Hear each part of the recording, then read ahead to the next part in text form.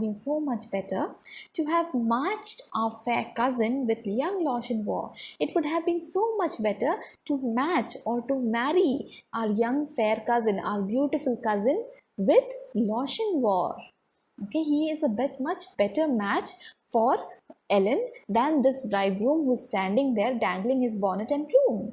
They make such a good couple. So the bridesmaids are whispering among themselves and saying this. Let's move on to the next paragraph. So what's happened here?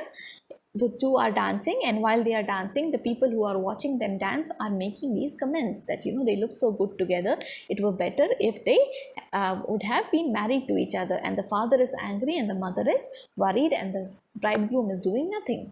Let's move on to the next line. One touch to her hand and one word in her ear when they reached the hall door and the charger stood near. So light to the coupe the fair lady he swung, so light to the saddle, before her he sprung. She is won, we are gone, over bank, bush and scaur. They'll have fleet steeds that follow, quoth young Lochinar. Okay, so one touch to her hand. Okay, they were dancing and suddenly he held her hand. This is, see, why I'm reading this paragraph in a faster pace is because everything happened so fast.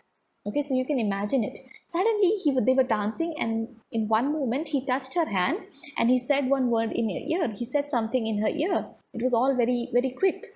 When they reached the hall door, remember that dance form takes them from one end of the hall to the other, and they are now reaching the hall door. They were dancing very casually. When they reached the door, suddenly Lochinar is holding her hand and he said something in her ear, and the charger stood near. Okay, charger means the knight's, Lochinar's horse. It was standing near the door. Okay. When they reached the hall door and the charger stood near, so they reached the hall door and the horse was standing there waiting. So light to the croup, the fair lady he swung. Okay. So on top of the horse, he held her hand and he, in a very swift, very quick, smooth motion, he put her on top of the horse. Okay. He carried her and he put her on top of the horse. So light to the saddle, before her he sprung.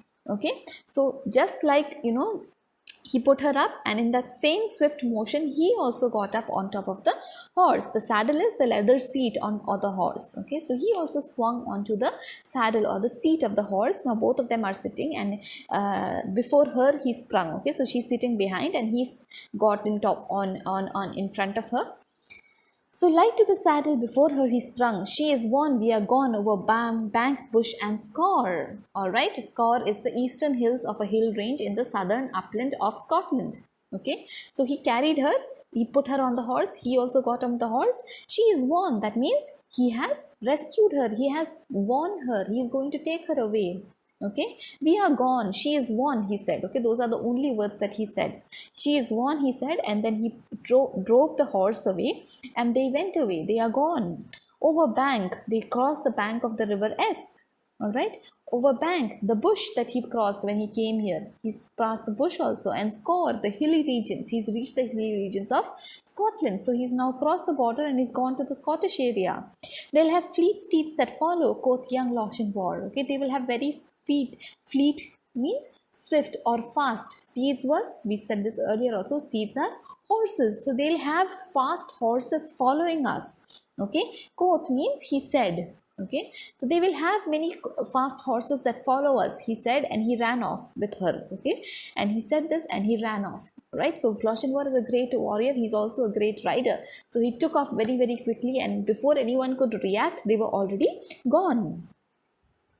There was mounting among Graemes of the Netherby clan, Fosters, Fenwicks, and Musgraves. They rode and they ran. There was racing and chasing on Cannobie Lee, but the lost bride of Netherby never did they see. So daring in love and so dauntless in war, have ye ever heard of a gallant like young Lochinar?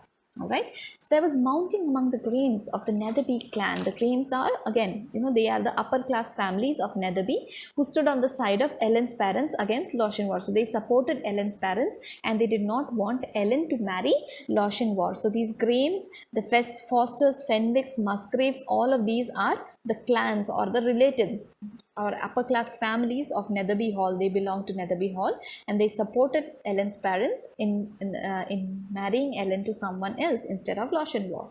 Alright, and Cannobie Lee is actually a pasture land or meadow, okay, in southwest Scotland.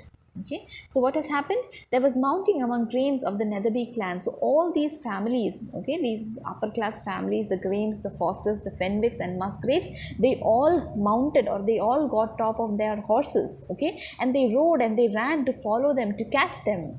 There was racing and chasing in Canopy Lee. Okay, so Canopy Lee is the borderland in Scotland, and they ran and they tried to chase, and they attached to, they raced behind Ellen and Lochinvar. But the lost bride of Netherby never did they see, but they could never ever catch them. Okay, they could never catch them because Lochinvar was so quick that they could never catch the lost bride of Netherby. Who's the lost bride? The bride who has run away from there, the bride who has eloped. Okay, so they could never see Ellen again. So daring in love and so dauntless in war. Remember, this line has already been repeated. Okay, the when we were in the first paragraph, when we were talking about Lochinvar, we were told that he is daring in love and he is dauntless in war, right? So daring in love and so dauntless in war, have ye ever heard of a gallant like young Lochinvar? So have you ever heard of a gallant young man or a gallant young knight like Lochinvar? Look at his exploits.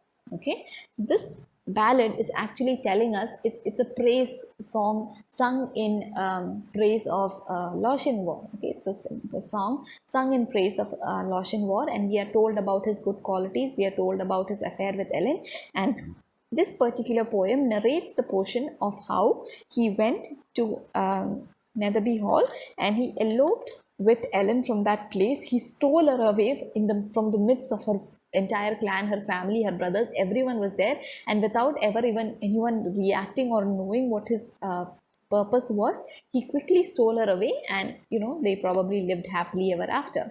So that is why the last line of the poem asks, have you ever heard of a gallant like young Lochinvar? Have you ever heard of a gallant young man like young Lochinvar? And that is where our ballad ends.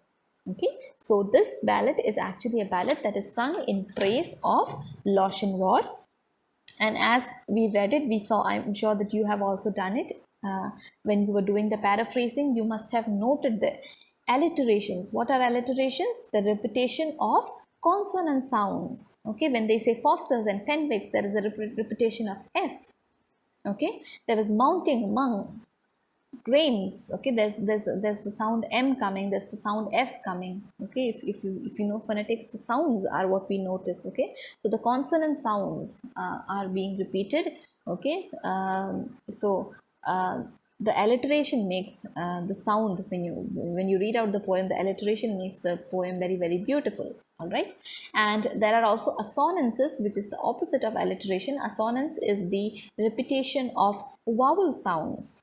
Okay, when you repeat vowel sounds like O and U and E are repeated, like when you say he rode all unarmed and he rode all alone, is coming. Okay, so that is adding to the charm of this particular ballad.